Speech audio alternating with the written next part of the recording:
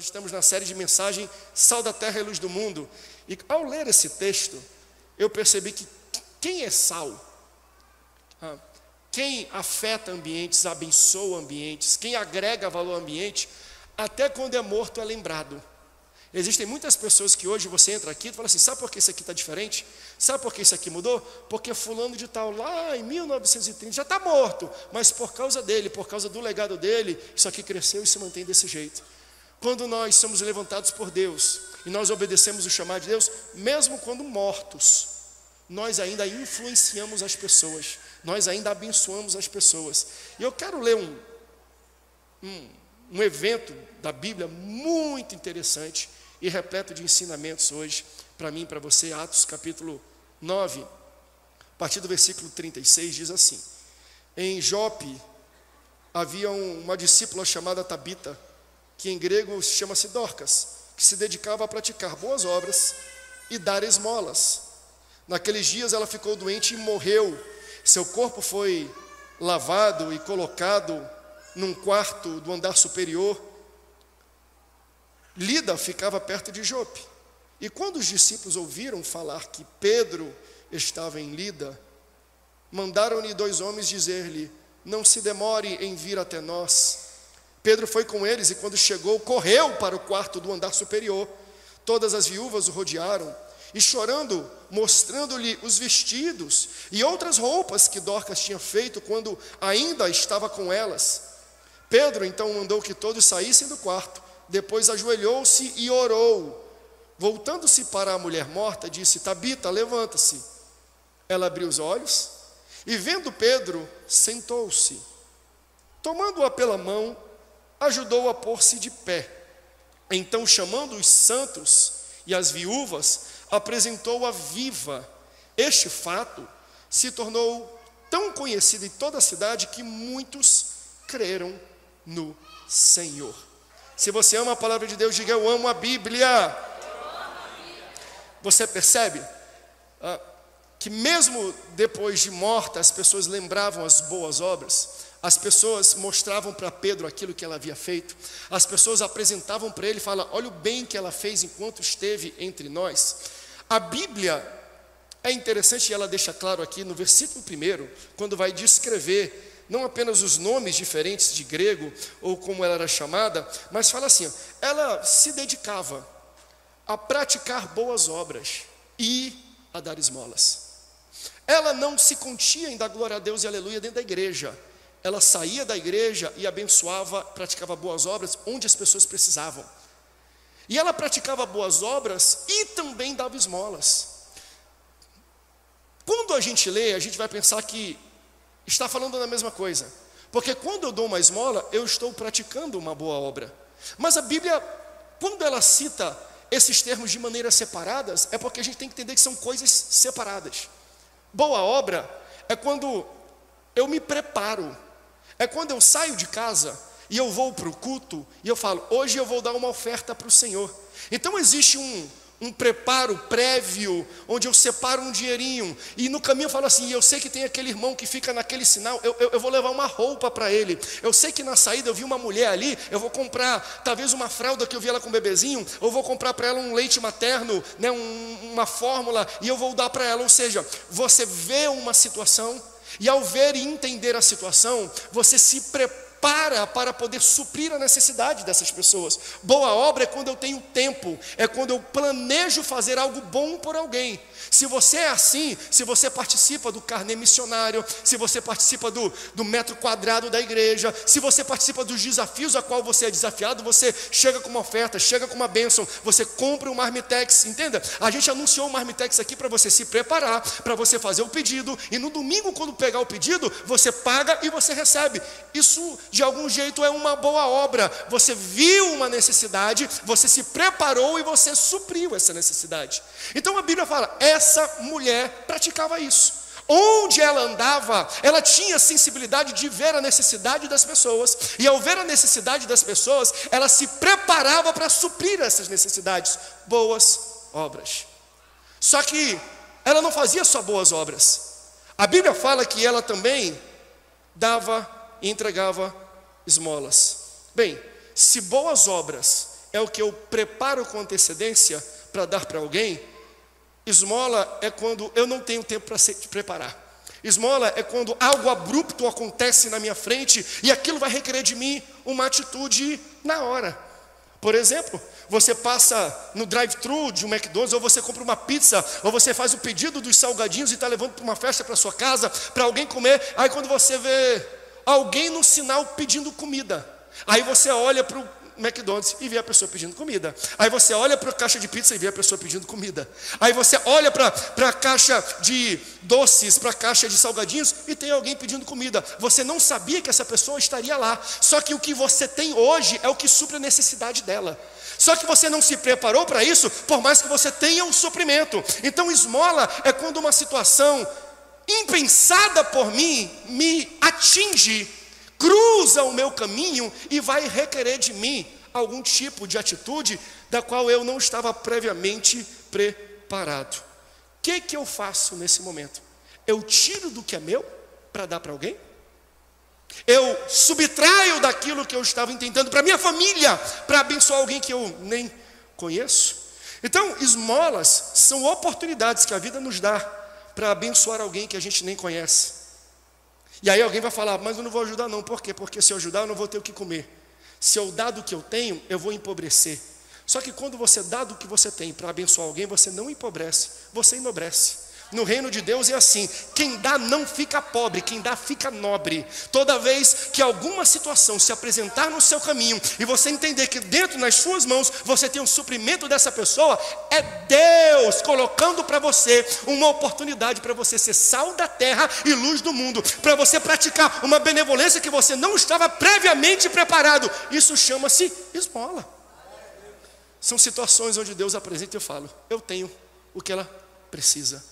Então eu vou tirar do que eu tenho. Então não pense como o mundo pensa. O mundo pensa assim, quanto mais eu dou, mais pobre eu fico.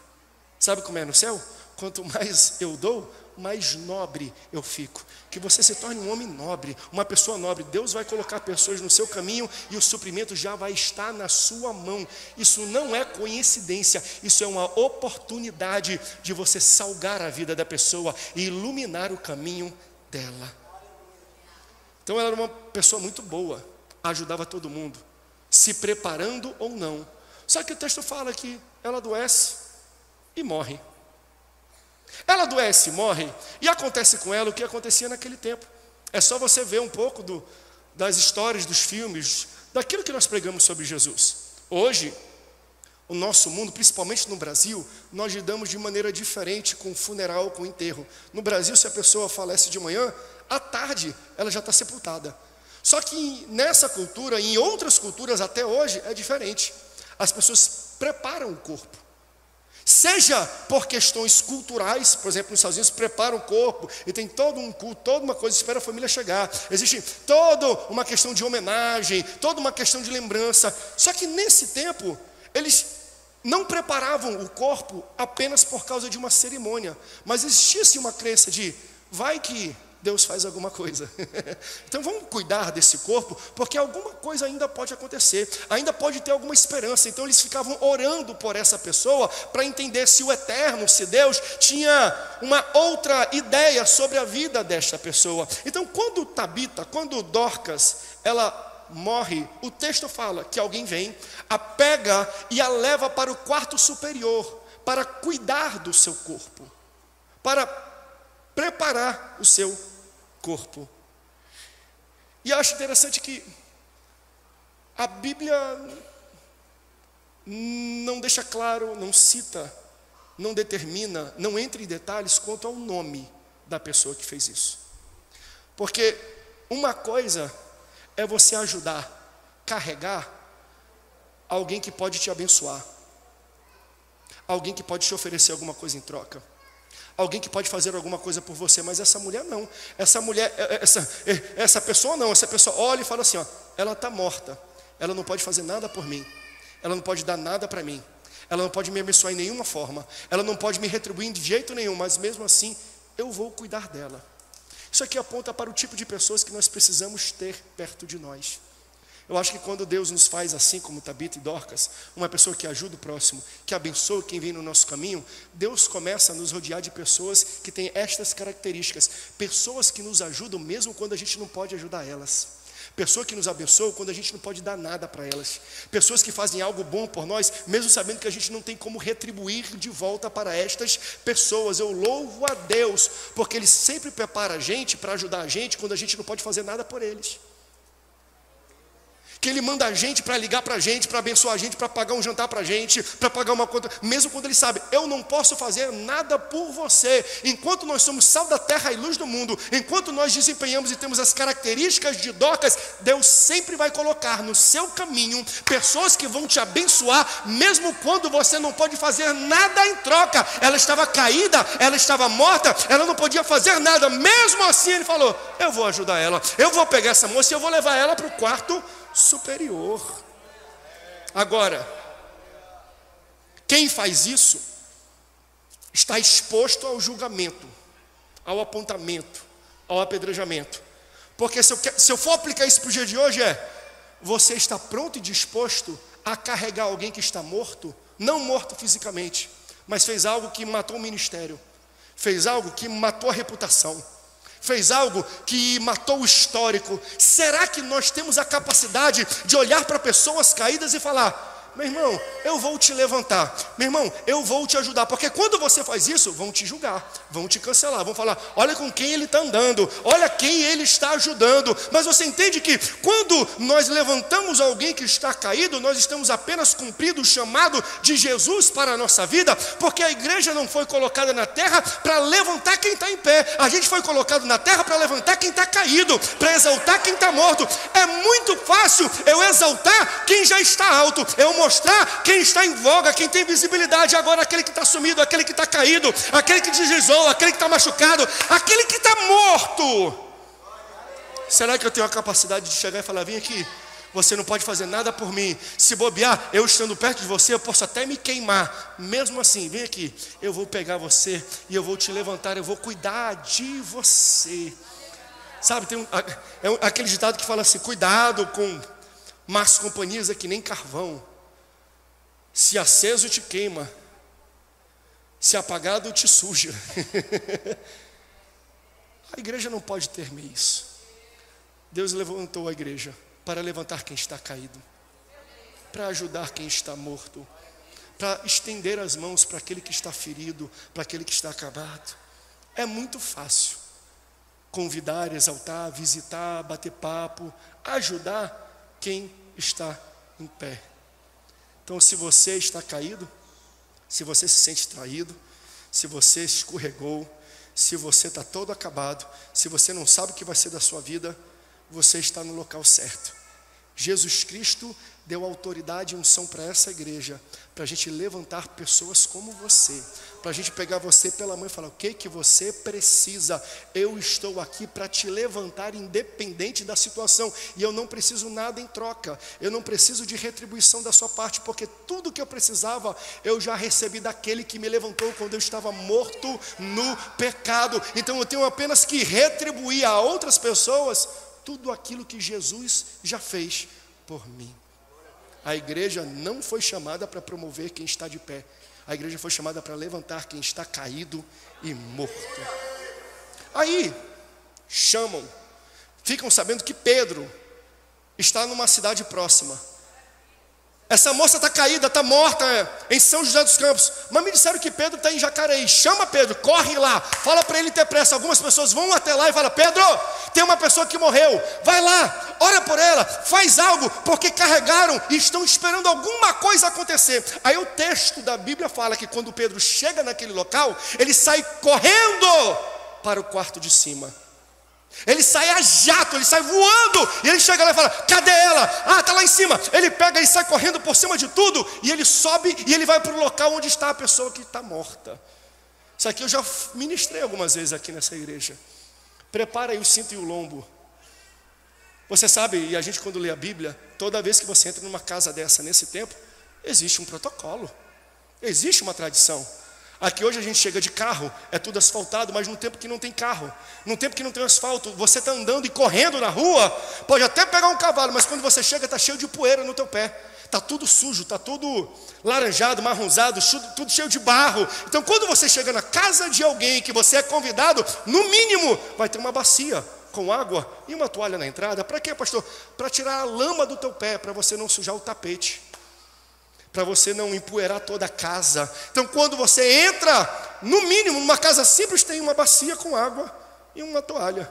Numa casa mais rica, mais vantajosa, eles às vezes até ungiam para dar um perfuminho, para tirar o chulé que você tinha. Mas o texto fala que quando Pedro chega, ele não está nem aí com o protocolo. Pedro, quando ele chega, cadê a porta? Ele sai pulando por cima do vaso, ele sai pulando por cima da água, ele sai pulando por cima da toalha. Por quê? Porque tinha alguém morto no quarto de cima.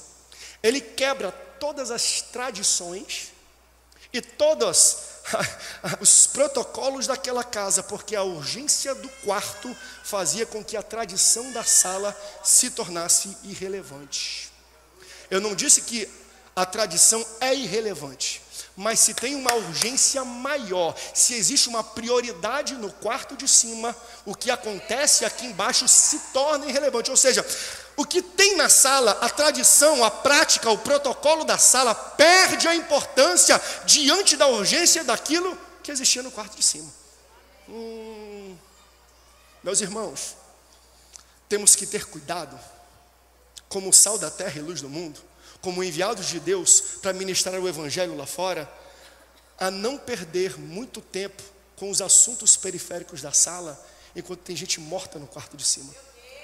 Às vezes eu fico preocupado quando eu olho o que está acontecendo no mundo e pessoas ficam debatendo e discutindo. Vem aqui, como é que pode? Não, tem que lavar primeiro o pé esquerdo, depois o pé direito. Não, mas a toalha não pode ser preta, a toalha tem que ser branca. Mas o púlpito não pode ser preto, o púlpito tem que ser branco. Mas não pode ter luz, tem que ter assim, tem que ter assim. Aí a gente fica discutindo a tradição, a gente fica discutindo as coisas da sala sem perceber. Está cheio de gente morrendo em São José dos Campos, está nem aí se é preto ou se é branco, se tem água, se não tem, se tem bacia ou não tem. Você está entendendo? Nós temos que entender qual é a urgência do nosso chamado, para quem Jesus nos ungiu e nos preparou. Porque enquanto nós ficamos falando da tradição de dentro da casa, tem gente lá em cima morrendo. E para ele está nem aí se tem luz, se não tem, se tem bateria, se não tem. Às vezes eu falo, Jesus, será que a gente está cumprindo o teu chamado? Às vezes estamos muito presos a tradições da sala, esquecendo da urgência do quarto de cima. Meu irmão, tem gente lá em cima morrendo. Tem gente lá em cima morrendo. E eu não estou falando que isso não vale de nada. Tem o seu momento, mas enquanto tem gente morrendo no quarto de cima, vai ter que esperar. Eu não vou perder o meu tempo debatendo coisas assim. Tem pessoas que falam assim, pastor, é pecado. E é geralmente jovem. E aqui a minha resposta não é dizendo que eu sou favorável ou não, mas chega assim e fala assim, pastor, é pecado tatuagem? Eu falo, tanto quanto fazer pergunta idiota. Meu irmão, vamos falar sobre coisa importante. Tu quer falar disso? Tu já pregou para o teu vizinho? Tu já falou de Jesus para as pessoas do teu colégio? Então a gente fica tão preocupado com as coisas internas, a gente não prega, a gente não fala, a gente não testemunha, a gente não convida ninguém para a igreja, a gente não compartilha a nossa fé. Até caiu de tão poderoso que é. Pode deixar caído aí para você entender. Está na hora, gente. O microfone até ficou assustado com isso que eu estou falando aqui. Quantos estão entendendo o que eu estou dizendo? Diga amém. Não vou só dizer, eu vou exemplificar. Tem uma foto de uma criança, eu e o pastor Reginaldo, tem aí essa foto? Coloca. A gente teve o batismo nas águas, no rio, e eu batizei, junto com o pastor Reginaldo, a filha dele. Eu peguei essa foto linda e eu postei na internet. Não é linda essa foto? Para que eu fui postar essa foto? Porque quando eu postei, eu esperava que os irmãos dissessem assim, glória a Deus, aleluia, olha só, os juniores se decidindo ao Senhor, que glória. Sabe qual foi a pergunta? A Assembleia de Deus não é mais a mesma. Qual é a idade desta criança? Quer dizer que agora estão batizando crianças? Quer dizer que agora pode batizar imatura? É só para ganhar número, só para dizer que está crescendo e está batizando.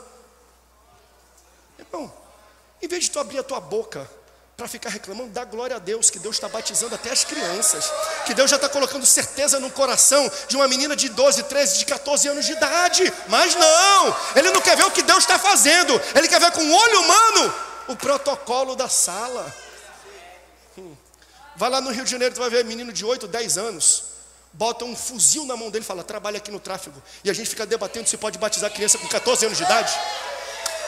Lá eles entendem a responsabilidade que tem. E a gente fala, uma criança que fala em língua estranha, uma criança que tem testemunho, e os pais falam, olha, é uma bênção, eu não vou batizar. Ah, mas qual é a idade dela? Meu irmão, e Deus está preocupado se é 15, se é 14, se é 13, se é 10. Deus está preocupado com isso.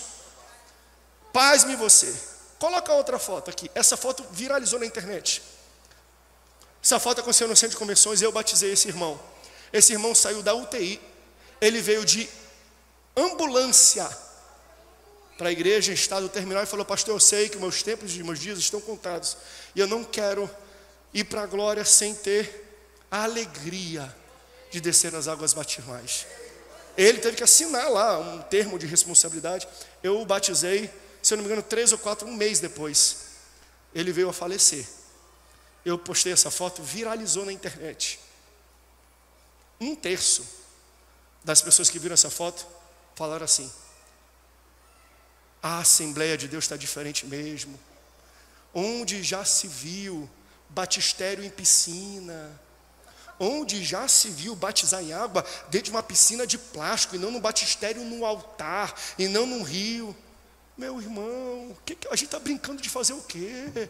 O que eu quero falar para essas pessoas, e para nós às vezes que tem um pouco dessa cabeça, sobe mais, tem gente morrendo lá em cima. Para de querer ficar discutindo essas coisas pequenas da sala, esses protocolos, enquanto tem gente lá. Para Deus vai fazer diferença se ele foi batizado na piscina, na banheira, se ele foi batizado numa poça, se ele foi batizado na fossa, se ele foi batizado no rio, se ele foi batizado na... Para Deus isso não importa. O que importa é que ele foi batizado e testemunhou publicamente que ele serve ao Senhor. O problema é que nós estamos muito preocupados com a bacia. A gente está muito preocupado com a toalha. A gente está muito preocupado com os protocolos. Faz diferença se é 10, 15, 16 anos. Faz diferença se é piscina, se é rio. Meu irmão, eu não estou nem aí. Eu quero ver ressurreição, eu quero ver transformação, eu quero ver batismo. E para ver ressurreição e para ver vida, eu não vou ficar nessa sala discutindo com vocês. Eu vou subir para onde as pessoas estão mortas. Está na hora da gente parar um pouco com o papo furado e a gente subir mais onde as pessoas estão. Ah, meu Deus, tem coisa mais importante, meu filho, sobe. Tem coisa mais prioritária, sobe. Tem pessoas desesperadas, sobe, sobe. O teu chamado é para cuidar de quem está morto. O teu chamado é para levantar quem está no chão, sobe. Para de perder tempo com um assunto periférico, enquanto tem gente lá em cima, morto. Porque quando ele chega, ele sobe, está lá ela, Dorcas está morta, deitada. Por isso ele acelerou. E quando ele entrou, o texto da Bíblia, que você está aberto aí a Bíblia se tiver, fala que todas as pessoas que estavam ao redor dela, muitas mulheres, tiraram e mostravam o vestido, mostravam a túnica que ela havia dado para elas. Olha que coisa linda. Aqui, ó, isso aqui é minha bata do coral, eu não podia comprar, mas ela me deu. Olha aqui, ó, o vestido do meu casamento, eu não tinha dinheiro e ela costurou. Olha aqui, ó, a roupa que ela me deu de presente que eu não podia ter no meu casamento, numa festa, mas ela me deu. O texto fala que quando elas entravam, elas ficavam mostrando para Pedro aquilo que ela havia feito, as boas obras, as esmolas. Elas faziam sinal falando, tá vendo essa mulher? Ela pode estar morta, mas quando estava viva, ela me abençoou. Olha para essa mulher, ela pode estar caída, mas quando estava em pé, ela me abençoou. Então eu quero mostrar para você aquilo que ela fez enquanto ela tinha condições de fazer. Aleluia! Então, quando a gente abençoa, quando a gente é sal da terra, quando nós somos luz do mundo, quando nós abençoamos pessoas, sempre vai ter alguém para mostrar para os outros aquilo que você fez por eles. Sempre. Deus vai te rodear de pessoas leais, porque lealdade não é você falar bem de mim na minha frente. Lealdade é você falar bem de mim pelas costas. Ela estava morta, mas falaram, está morta, mas me ajudou. Ela estava caída, está caída, mas ela me abençoou. Eu dou glória a Deus por pessoas leais que mostram aquilo que você fez enquanto você estava vivo, enquanto você estava de pé. Porque tem muita gente que parece que recebeu amnésia, do nada veio aquele pensamento medíocre, aquele pensamento de, não, estava ali, me abençoou, mas agora caiu, não tenho nada mais a ver com ele, não quero mais papo. Cortamos o relacionamento, por quê? Porque está caído, porque está morto, porque pecou, porque deslizou, acabou o ministério, não quero mais nada com ele. Ei, está na hora de você mostrar a túnica que ele te deu quando ele estava em pé. Está na hora de você mostrar um pouco da gratidão a Ele quando Ele pôde te ajudar. Porque eu estou falando que às vezes Deus coloca no nosso caminho pessoas que nos abençoam e nos trazem para a igreja e ministram sobre a nossa vida, mas por alguma razão eles erram, eles caem, e quando eles caem a gente não quer nada a ver com eles. Fala a verdade. Tente pensar na sua vida as pessoas que te convidaram para a igreja lá no passado, quando você não era crente, e que hoje você é crente e elas não estão mais na igreja. Lembra da túnica. Liga para eles depois do culto. Mostra um pouco de gratidão. Na vida de todo mundo tem alguém assim. Eu digo isso até para quem te inspirou no passado. Lembra daqueles grandes pastores, pregadores que hoje viraram a cabeça? Podem até ter virado a cabeça, mas quando estava com a cabeça não virada, eles te abençoaram, eles te vestiram, eles te deram túnica, eles te edificaram, eles te deram palavras, você foi abençoado por aquilo. E do nada a gente cancela, não segue mais. Não faça isso não. Mostra a túnica. Tu está caído, mas tu me ajudou quando estava em pé. Tu está morto, mas tu me abençoou quando tu estavas vivo. Eu acho que está na hora da gente começar a retroceder um pouco o nosso pensamento e entender quem foi que Deus colocou na minha vida para me levantar, mas que hoje está caído. Você tem uma responsabilidade com essa pessoa. Qual é? Mostrar a túnica que Ele te deu.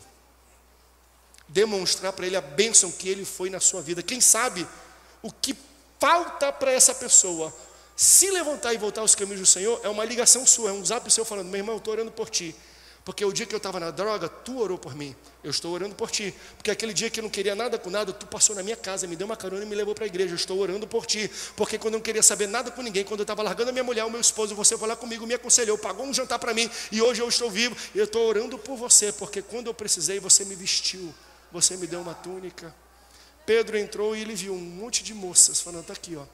Ela pode estar aqui, mas ela já abençoou a minha vida um dia. Você pode dar um glória a Deus pelas pessoas que Deus colocou no seu caminho? Pessoas que são gratas, pessoas que podem falar bem pelas suas costas. Eu tenho certeza que Deus colocou pessoas assim na tua vida. E esse é um ano que a gente está falando, não vamos deixar nenhum soldado ferido. Eu ainda vou lançar no segundo semestre uma campanha dessa na igreja. Nenhum soldado ferido, porque a gente está numa campanha de convidar a gente para vir para a igreja para aceitar Jesus. Mas a gente vai ter que entrar numa campanha para a gente restaurar pessoas que um dia foram machucadas, se bobear até pela igreja, mas que precisam estar aqui, porque existe cura aqui nesse local. Pessoas que, se não fosse por elas, você não estaria na igreja hoje. E hoje eles estão fora da igreja. Que responsabilidade você tem na vida dessas pessoas em trazê-las, em convidá-las? Se ela fez por você, você precisa retribuir e fazer por elas. Aí Pedro chega. Pedro nunca havia ressuscitado ninguém, nunca, até esse ponto. Mas ele viu Jesus ressuscitando. E ele viu Jesus ressuscitar pessoas. Não apenas ele testemunhou um Jesus ressurreto, mas ele viu Jesus chegando e falando para Lázaro, Jesus levantando a filha, fazendo os milagres e maravilhas que ele fez, principalmente com pessoas mortas. Então o que ele faz? Ele manda todo mundo sair. E ao sair, está lá o corpo de Tabita deitado e Pedro começa a falar, Tabita, levanta. Tabita, levanta.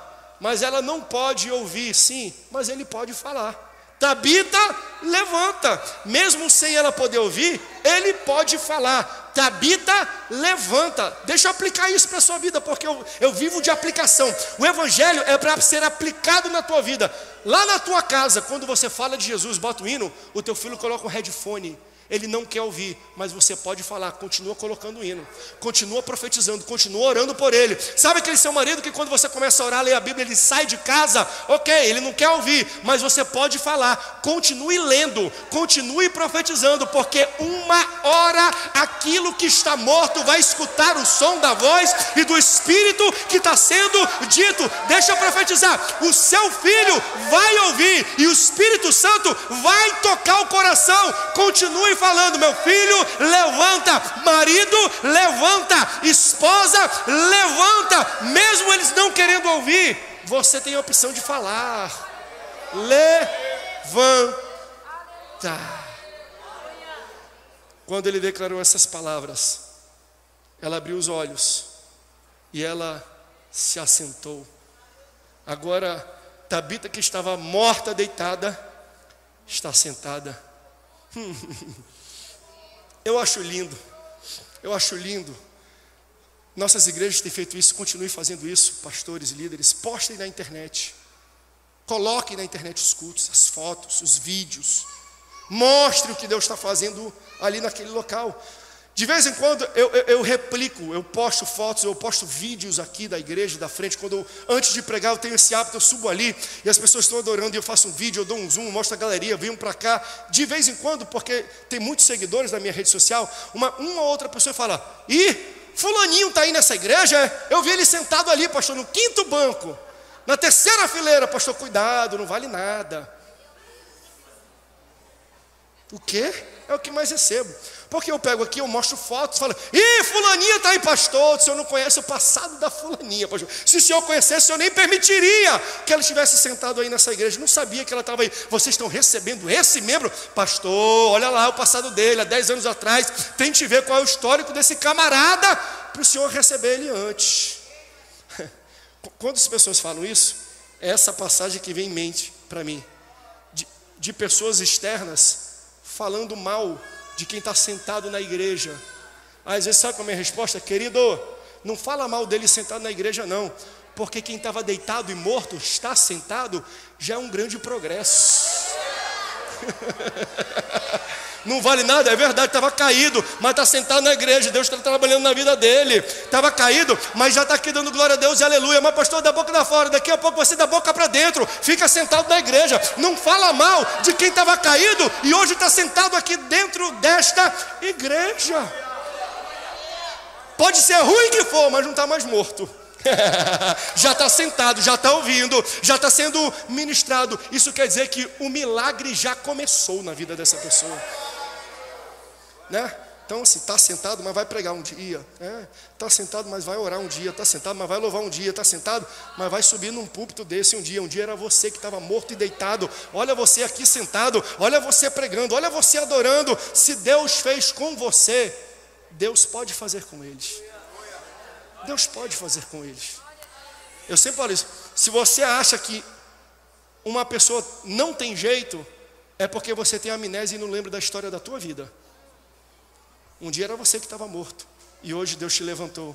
Deixa essa pessoa sentada. Para quem estava deitada e morta, está sentada, já é o melhor. Mas daqui a pouco ela vai estar em pé, louvando o nome do Senhor. Aí Pedro, depois que vê que ela está sentada, o texto fala, e dando-lhe a mão, levantou-a, chamando os santos e as viúvas, apresentou-lhe viva. Aleluia. E ele, dando a mão, levantou e chamou. É o mesmo verbo que a gente usa para quando a gente liga para alguém no zap. Chama fulano, chama tua mãe, não é isso? Você chama ligando as pessoas.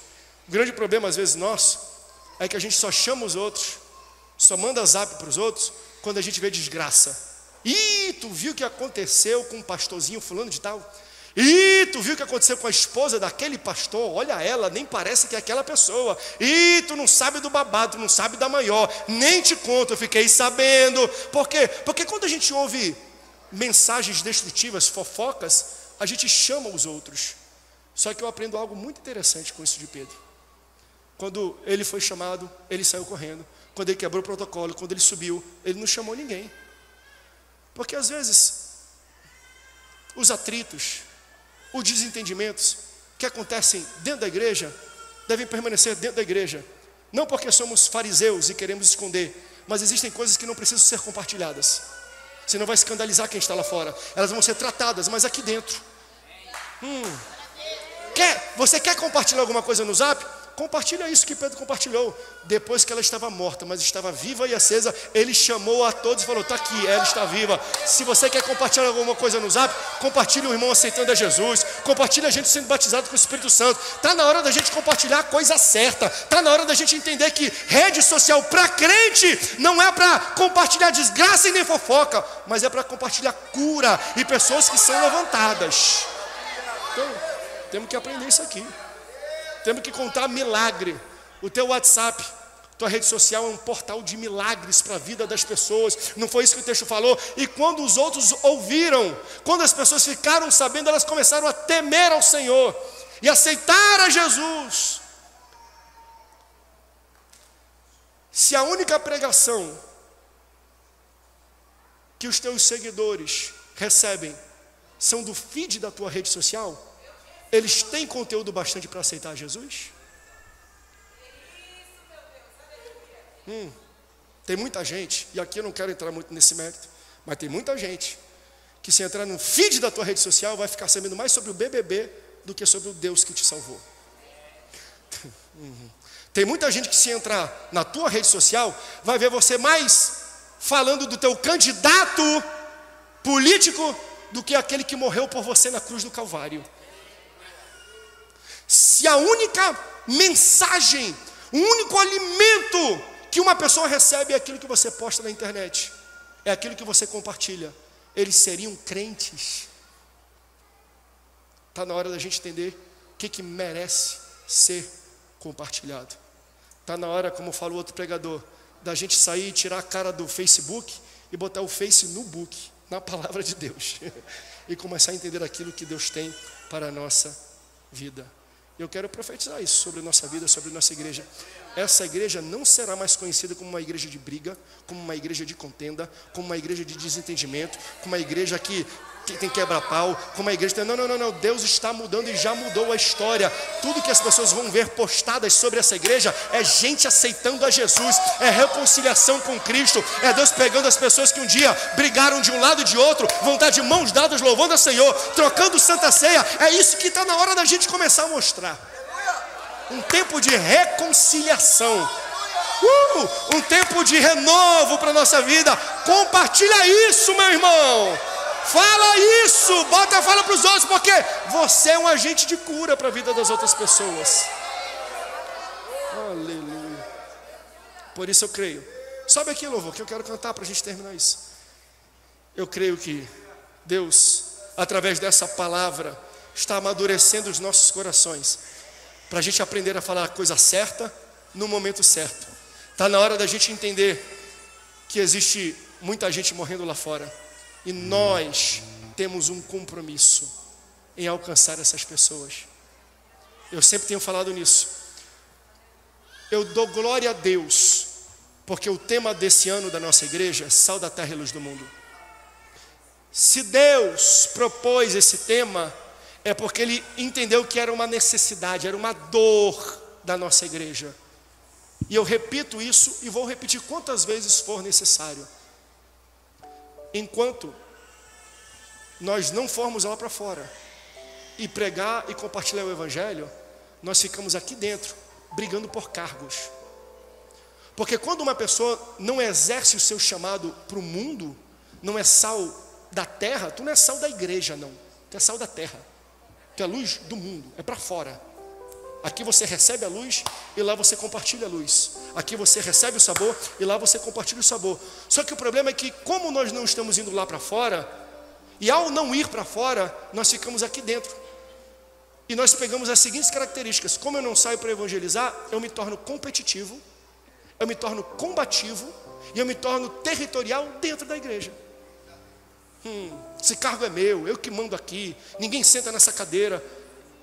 Eu não sei se você conheceu já alguém que já brigou pelo local que senta na cadeira. Está amarrado em nome de Jesus, meu irmão. Deus não te chamou para brigar território dentro da igreja. Ao contrário, as portas do inferno não prevalecerão contra a minha igreja. Tu tem que brigar contra o inferno, o território é lá fora. Porque aquele mundo jaz no maligno e ele está esperando a igreja. Está na hora da gente marchar e tomar território lá fora. Mas se a gente não sai lá fora para tomar o território de lá, a gente briga pelo território daqui. A gente briga pela cadeira do púlpito. A gente briga para ver quem é que vai solar. Porque, ai meu Deus do céu, posso pregar isso? Porque quando a gente fica só na igreja, a gente acha que a igreja nos dá o sentido e significância de vida. Não, você não foi feito para a igreja. Você foi feito pela igreja, mas você foi feito para o mundo. Deus não te enviou para a igreja. Deus te preparou na igreja. Mas é a igreja que te envia, não para ela, para o mundo. Tudo que você briga aqui dentro da igreja, tem que brigar lá fora. Não briga por cadeira aqui, não briga por território aqui, não briga por autoridade aqui, briga lá fora. Avança lá fora, faz algo lá fora. Deus não te chamou para ser sal da igreja, Deus te chamou para ser sal da terra. Levanta, Dorcas, levanta, Tabita. Tem muita gente que precisa de você.